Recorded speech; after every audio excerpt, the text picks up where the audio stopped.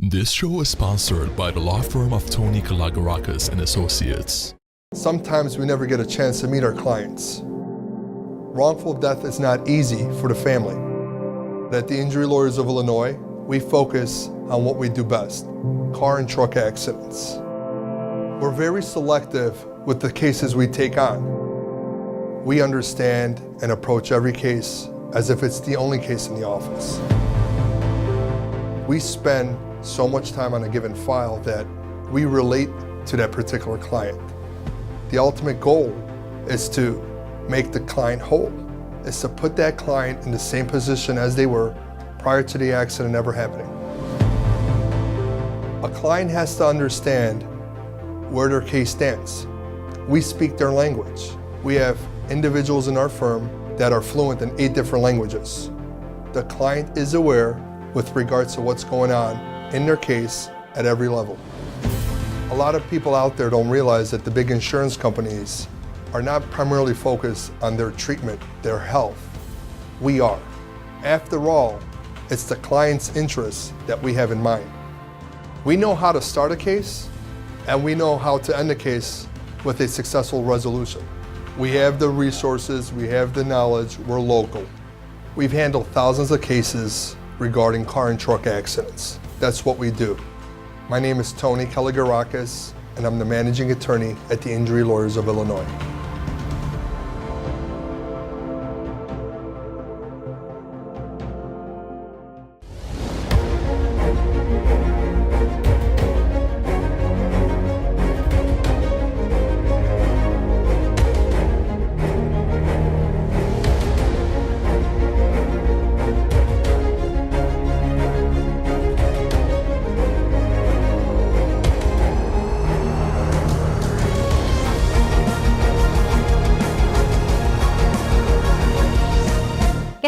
بديوداء شميرم أنا إيوان مغبان توخن مريم شمالتا إيوان ماخون بغدا خلقت خطة من خرزة خالد التعيوتا ياشن الدعوار خزيتون مقرفتن علي قاروخ نش منتية يا أمتن بأعشيتا خطة بتشخل فخلة خرزة خالد التعيوتا مقربة علي قاروخ نش منتية مبعت خينت إين إتلون كار أبدانوتا ويوترانا قاومتن ورخات بريشة.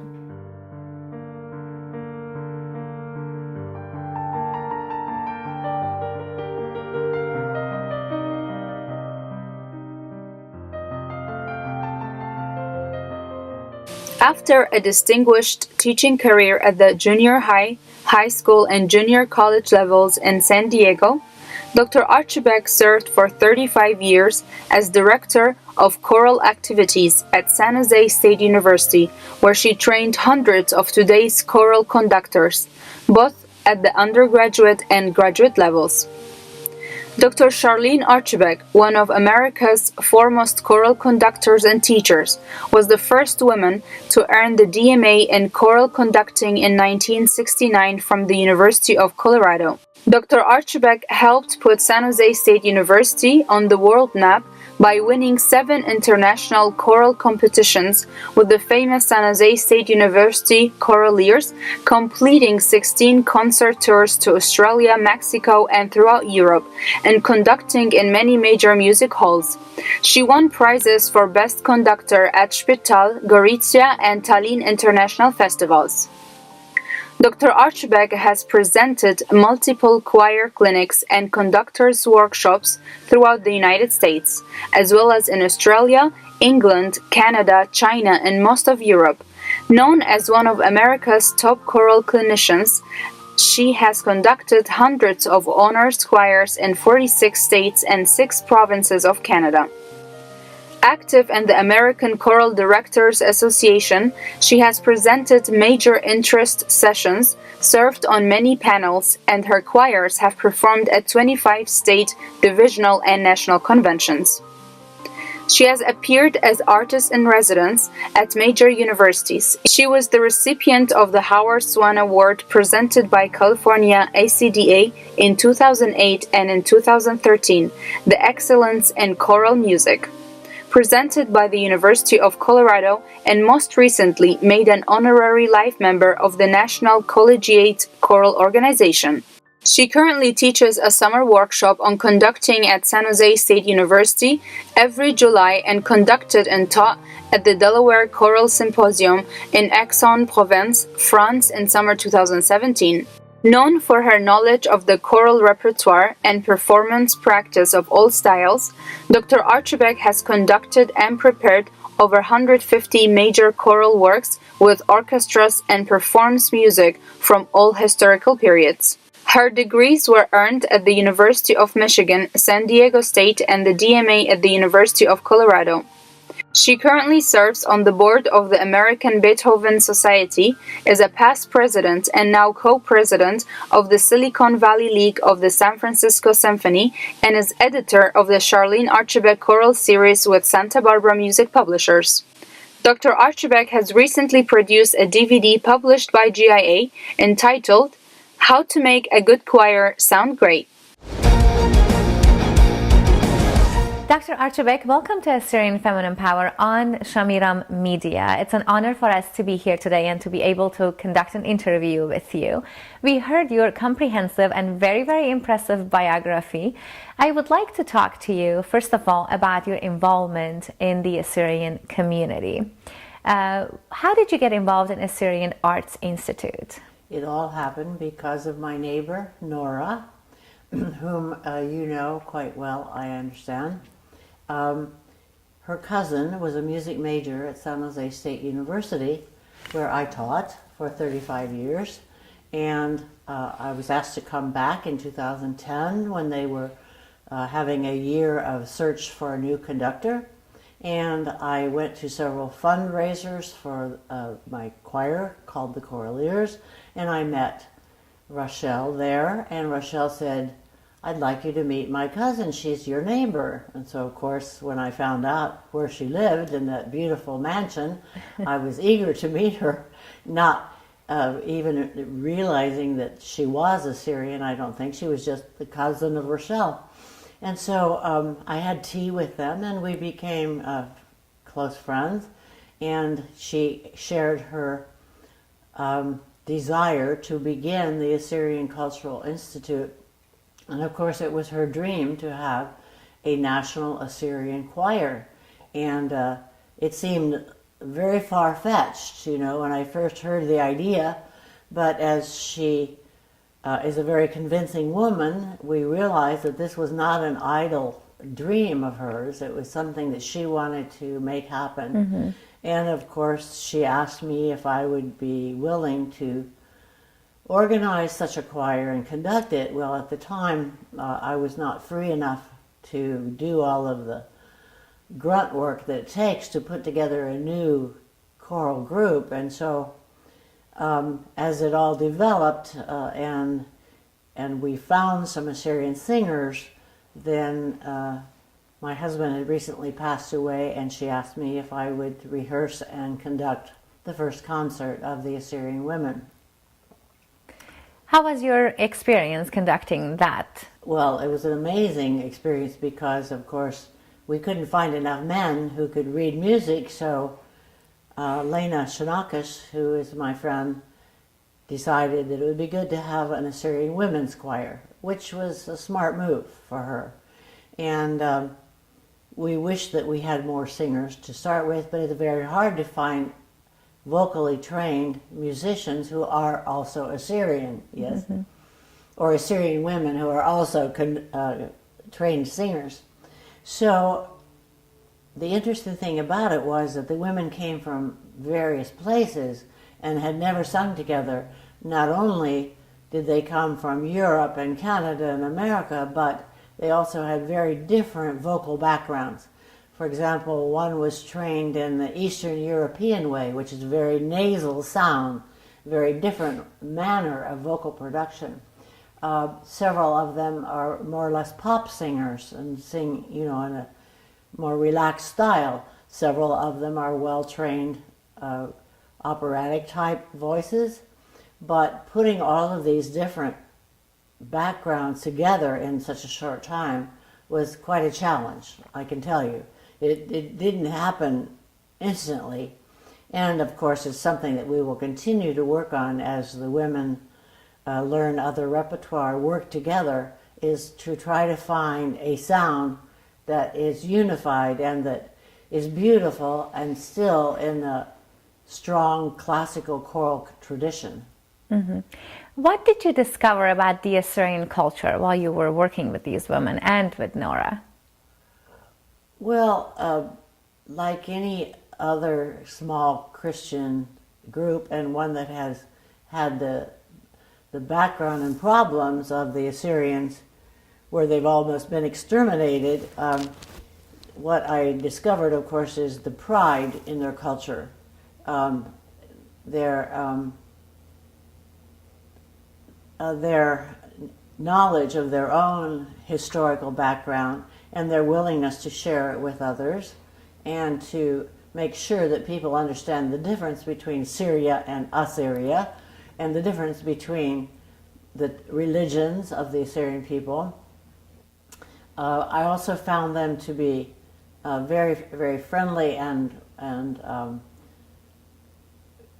eager to work with one another, which was wonderful because we had such a short time to rehearse and put on our first concert.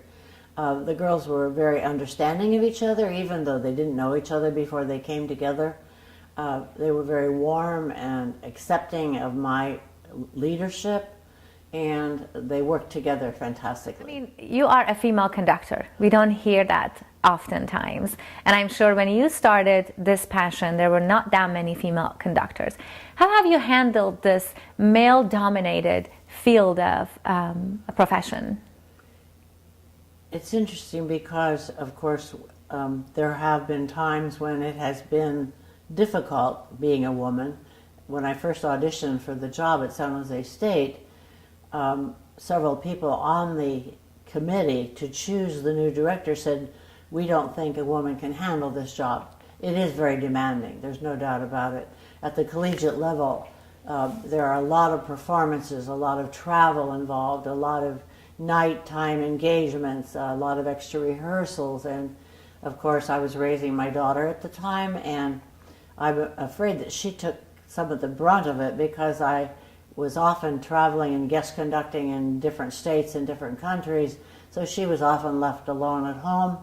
And of course I was getting a divorce at the time, and so I know it was difficult for her, and other women in my field have also had the same problem, trying to keep a marriage together and raise a family and meet the demands of a busy choral conductor. It's a multifaceted job. You don't just go in and teach a few classes and conduct a concert now and then. It's much more involved than that. Have you ever thought about stopping? Well, I did retire from San Jose State in 2005 after 35 years there, and I tried not being so involved in choral music for several years, and I got involved as a volunteer with the San Francisco Symphony, with the Beethoven Center. The American Beethoven Center is at San Jose State University, and I became involved in raising funds for them, and I tried leading a non-choral directing life, and after a couple of years I just felt like my background and my talent was being wasted. So little by little I got more involved again. Dr. Archibeque, when did you discover your talent, and how did your parents pursue that? I think my whole family was musical. I mean, I know my whole family was musical, but I think that as a child I just started singing, and my father was always whistling when he'd come home from work, and my mother played the piano. So I remember making a little recording at the Ohio State Fair when I was 3 years old. And the song was, "Up on the housetop, reindeers fall, out jumps dear old Santa Claus." You know, and I made a recording. Unfortunately, my mother didn't keep it. I thought that was strange, but she decided that I should study piano in the second grade, which is when they recommend that young people begin after they learn to read.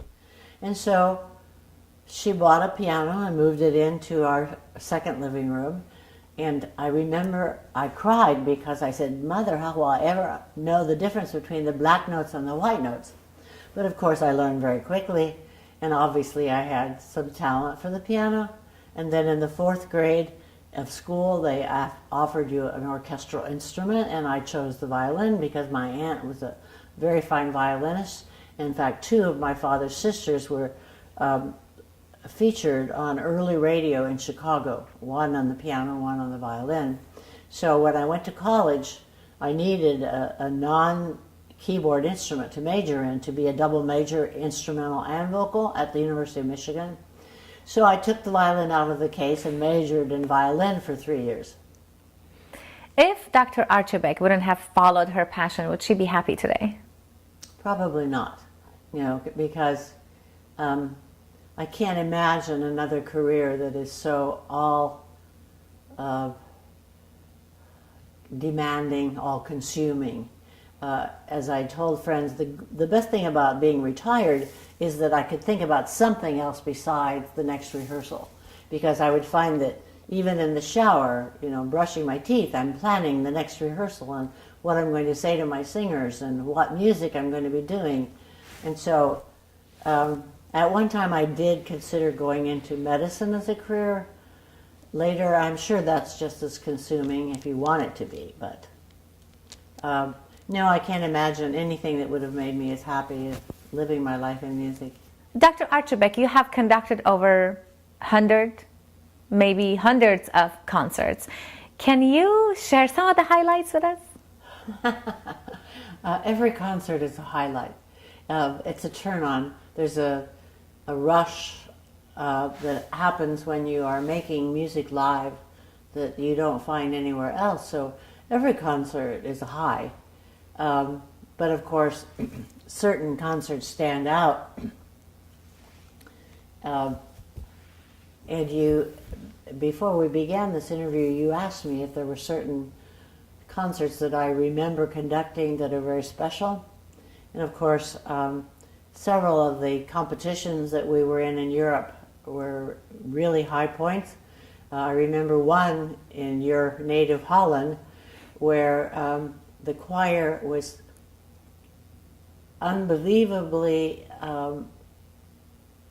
turned on by the competition aspect and by the music that we had selected, and they rose to a new level. It was so exciting that after we finished the competition and went into the warm-up room afterwards, they were all screaming and crying. It was a very emotional time because they knew that they had peaked at the right time and that they were so proud of what they had performed. Another time that stands out in my mind, of course, is when I was a junior at the University of Michigan, and the sororities on campus put together a play every year called the Junior Girls Play, JGP. And one of my friends asked me if I would audition to be the musical director. Well, I'd never done anything that big before. And of course I was selected, and I had to arrange all of the music, something like 26 different songs. And I had to arrange it for orchestra. And then I had to conduct it. And I was so overwhelmed by the prospect that I thought, there's no way I can do all this. I think I better drop out of school because I'm not up to the task.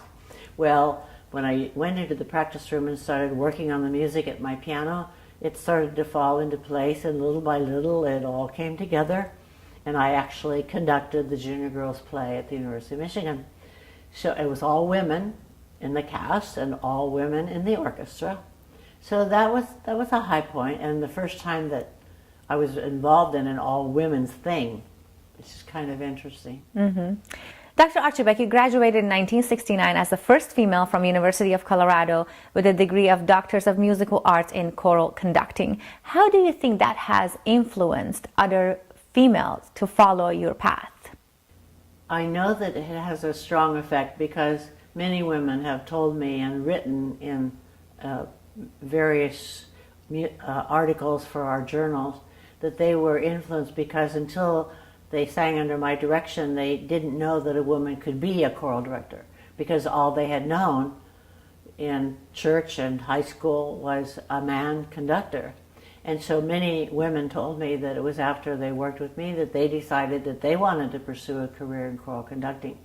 At one time, the music educators did a survey of young women, and they asked them who were the most important mentors or influences in their lifestyle, and I was like number 2 on that list.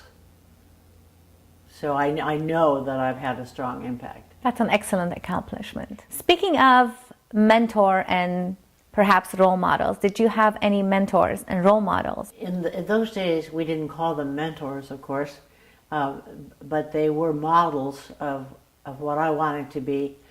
One was my music education professor at the University of Michigan, who ended up being on my doctoral committee at the University of Colorado, which was a strange synchronicity.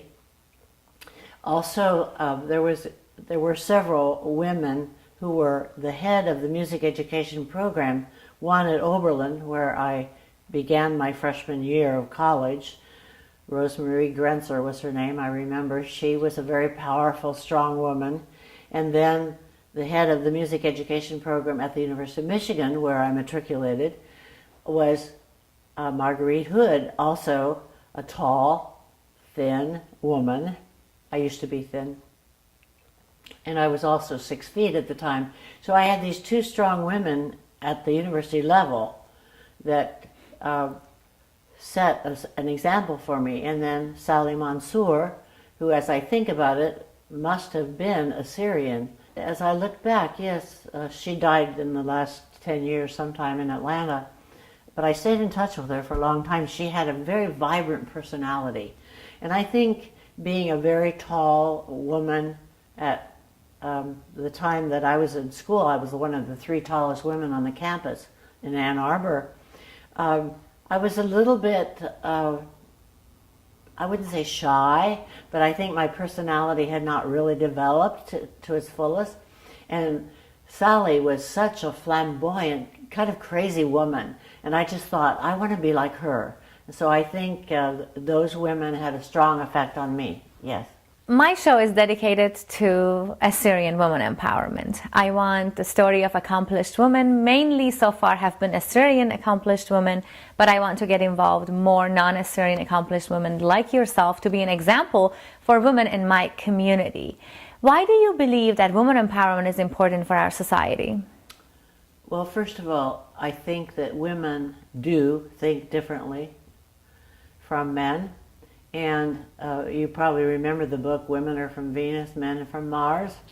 Our makeup is different. We are much more encouraging and I think more emotional. And it's so important that our emotions are involved in our work, because the recent studies show that the brain reacts to the emotions. And it's not... Education is not cut and dried teaching a fact. It's appealing to the brain at the highest levels. And so I think women are more equipped to be better teachers, to be better organizers, to be aware of people in all aspects. And so it doesn't matter what field a woman is in, it's so important that the female characteristics that we associate with caring and concern for our fellow man are cultivated in our women. Dr. Archibeque, how can women empower each other, in your opinion? That's a very good question. And I think the important thing is to get rid of all jealousy and realize that as other women rise to power, we are also elevated.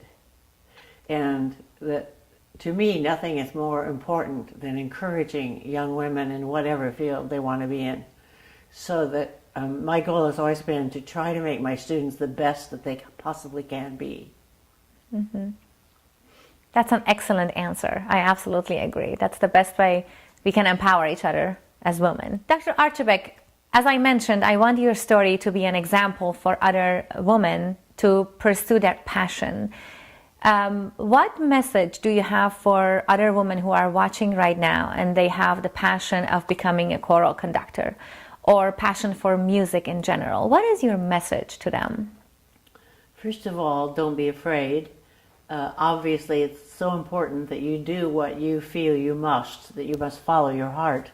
And the important thing, of course, is to get the training that you need and to go wherever the program is the strongest that you can afford, whether it's in private lessons, from going to college, obviously, and getting the background that you need, because you really have to be good. You cannot get where you want to be with a mediocre talent. And if you find that your talent is not sufficient, then find another career that you know that you can succeed at. Because I'm afraid that sometimes people want to be a musician, but they, for example, may not have a good ear, or they may not be able to perform at a high level on their instrument, whether it's flute or violin or piano or voice. You have to be able to have the musical skill and the training. If you want to be a choral director, then you have to study conducting, obviously. Your hands have to work.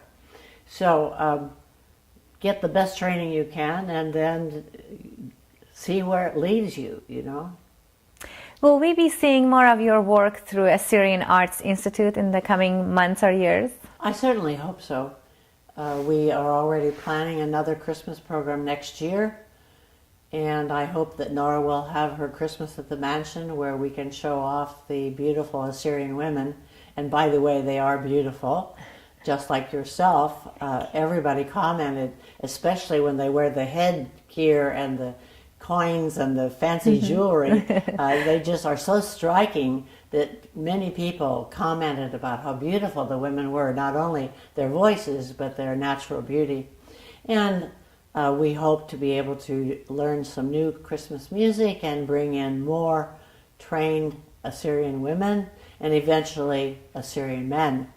I have heard some Assyrian men with beautiful voices, but they don't read music.